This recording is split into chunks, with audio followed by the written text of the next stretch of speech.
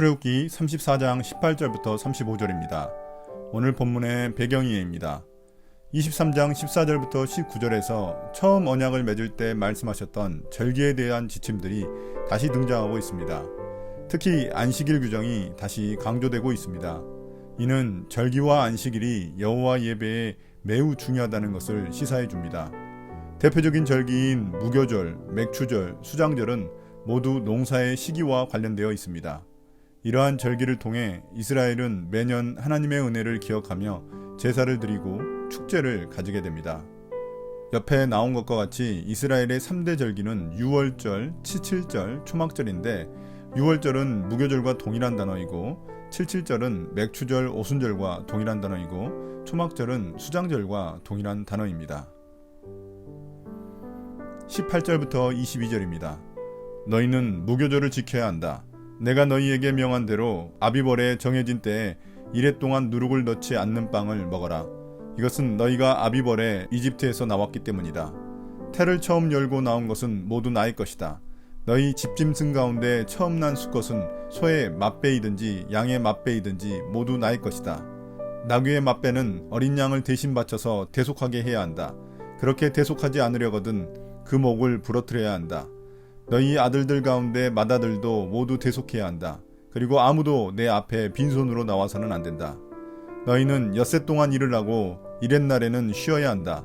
밭갈이하는 철이나 거두어들이는 철에도 쉬어야 한다. 너희는 밀을 처음 거두어들일 때에는 칠칠절을 지키고 한 해가 끝날 때에는 수장절을 지켜야 한다.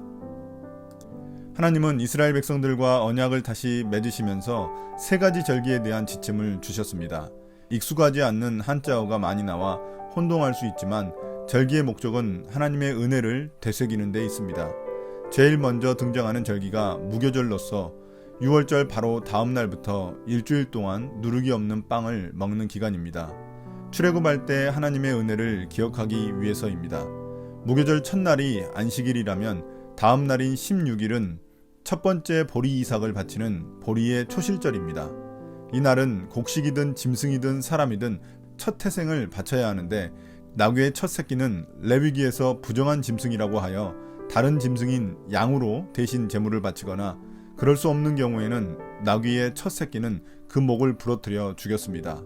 사람의 첫 태생은 짐승을 대신 잡아 죽여 하나님께 바쳤습니다. 두 번째 절기인 칠칠절은 맥추절 또는 오순절로 불리는 절기로서 수확의 첫 열매 중 가장 좋은 것을 하나님께 드리는 날입니다.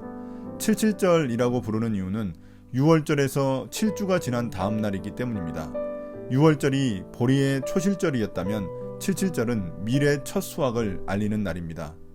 세 번째 절기가 수장절인데 초막절이라고 부르기도 합니다. 일주일 동안 지속되는 날로서 모든 수확이 끝난 후에 갖는 감사의 시간입니다. 때로는 초막절이라고 부르는데 일주일 동안 초막을 지어놓고 광야에서 초막 생활하던 시절 하나님의 은혜를 기억하며 감사하기 위해서입니다. 마지막으로 절기가 있더라도 중간에 반드시 안식일을 지켜야 했습니다. 안식일은 십계명 제4계명에 등장할 정도로 매우 중요하게 여긴 날입니다. 안식일에는 아무리 바쁜 농사철, 추수철이라도 하던 일을 멈추고 하나님의 은혜를 기념하고 기뻐해야만 합니다. 이때에는 노예와 짐승까지도 쉴 수 있도록 배려했습니다. 23절부터 27절입니다. 너희 가운데 남자들은 모두 한 해에 3번 이스라엘의 하나님 나 주 앞에 나와야 한다. 내가 뭇 민족을 너희 앞에서 쫓아내고 너희의 영토를 넓혀주겠다. 너희가 한 해에 3번 주 너희의 하나님을 뵈려고 올라올 때에 아무도 너희의 땅을 점령하려 하지 않을 것이다. 너희는 나에게 바치는 희생제물의 피를 누룩 넣은 빵과 함께 바치지 말아라. 6월절 제물은 이튿날 아침까지 남겨두어서는 안 된다. 너희는 너희 땅에서 난 첫 열매 가운데서 제일 좋은 것을 주 너희의 하나님 집으로 가져오느라. 너희는 새끼 염소를 그 어미의 젖으로 삶아서는 안 된다. 주님께서 모세에게 말씀하셨다. 너는 이 말을 기록하여라. 내가 이 말을 기초로 해서 너와 이스라엘과 언약을 세웠기 때문이다.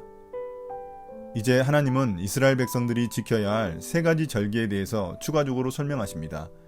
이 3가지 절기 때에는 하나님 앞에 나아올지라도 그들의 땅을 이방 민족들로부터 지켜주시겠다고 약속하십니다. 또한 절기 때 드리는 제사 지침도 설명하십니다. 희생제물의 피를 누룩을 넣은 빵과 함께 제단에 바치지 말라고 하십니다.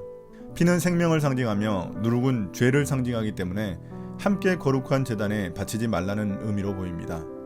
유월절 제물을 다음날 아침까지 남겨둬서도 안됩니다. 첫 열매는 가장 좋은 것을 하나님께 바쳐야 하고 새끼 염소를 어미젖으로 삼지 못하게 하여 이방 종교의 풍습을 따르지 못하게 하였습니다. 28절부터 35절입니다. 모세는 거기서 주님과 함께 밤낮 40일을 지내면서 빵도 먹지 않고 물도 마시지 않고 언약의 말씀 곧 십계명을 판에 기록하였다. 모세가 두 증거판을 손에 들고 시내산에서 내려왔다. 그가 산에서 내려올 때에 그의 얼굴에서는 빛이 났다. 주님과 함께 말씀을 나누었으므로 얼굴에서 그렇게 빛이 났으나 모세 자신은 전혀 알지 못하였다. 아론과 이스라엘의 모든 자손이 모세를 보니 모세 얼굴에 살결이 빛나고 있었다. 그래서 그들은 그에게로 가까이 가기를 두려워하였으나 모세가 그들을 부르자 아론과 회중의 지도자들이 모두 그에게로 가까이 갔다. 모세가 먼저 그들에게 말을 거니 그때에야 모든 이스라엘 자손이 그에게로 가까이 갔다. 모세는 주님께서 시내산에서 자기에게 말씀하신 모든 것을 그들에게 명하였다. 모세는 그들에게 하던 말을 다 마치자 자기의 얼굴을 수건으로 가렸다. 그러나 모세는 주님 앞으로 들어가서 주님과 함께 말할 때에는 수건을 벗고 나올 때까지는 쓰지 않았다. 나와서 주님께서 명하신 것을 이스라엘 자손에게 전할 때에는 이스라엘 자손이 자기의 얼굴에서 빛이 나는 것을 보게 되므로 모세는 주님과 함께 이야기하러 들어갈 때까지는 다시 자기의 얼굴을 수건으로 가렸다. 모세는 시내산에서 금식을 하면서 40일 동안 하나님이 하신 모든 명령을 들었습니다. 그리고 두 돌판에 십계명을 기록하였습니다. 그렇게 금식했는데도 불구하고 그는 두 돌판을 가지고 산에서 내려올 때 얼굴에 광채가 났습니다. 하나님을 만나고 온 후라서 하나님의 광채가 그에게 전달된 것입니다. 그는 몰랐지만 백성들은 그의 얼굴의 광채를 보고 가까이 하기를 두려워했습니다. 그러자 모세가 그들을 불러 하나님이 시내산에서 말씀하신 모든 명령을 전달했습니다. 모세는 하나님 앞에 나아갈 때에는 수건을 벗었지만 백성들에게 전달할 때에는 얼굴의 빛을 수건으로 가렸습니다. 이렇게 모세의 얼굴의 광채 앞에 두려워하는 백성의 모습은 시내산에 나타난 하나님의 영광 때문에 두려워 떨던 모습을 연상시킵니다. 앞으로 이런 하나님의 영광은 건설된 성막에도 나타나게 됩니다.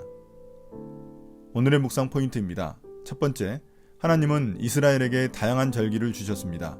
애굽으로부터의 해방을 기념하는 유월절 또는 무교절, 밀의 첫 추수를 기념하는 맥추절 또는 칠칠절, 그리고 추수한 곡식을 창고에 저장하는 수장절 또는 초막절이 대표적입니다. 이러한 절기는 의무가 아니라 하나님의 은혜와 공급에 대한 감사와 기억의 축제입니다. 하나님이 하신 일을 기억하는 곳에만 진정한 예배의 축제가 벌어집니다. 두 번째, 주님과 대면하고 말씀을 나눈 모세의 얼굴이 주님의 광채로 빛납니다. 백성은 그 빛을 보고 주님의 영광과 만나게 됩니다. 지금 우리도 세상을 비추는 빛입니다. 날마다 주님과 만나고 말씀을 듣고 말씀의 등불을 밝히며 살아갈 때 세상은 우리 얼굴에 빛나는 주의 영광을 보게 될 것입니다. 오늘의 기도입니다. 주님, 이스라엘 백성들이 절기를 철저히 지켰던 것처럼 우리는 예배를 통해 하나님이 우리를 구원하시고 우리를 인도하시며 우리를 공급하시는 분이라는 사실을 날마다 기억하기 원합니다. 이러한 예배를 통해 주님의 빛을 받아 세상을 밝히는 백성이 되길 원합니다. 예수님 이름으로 기도드립니다. 아멘.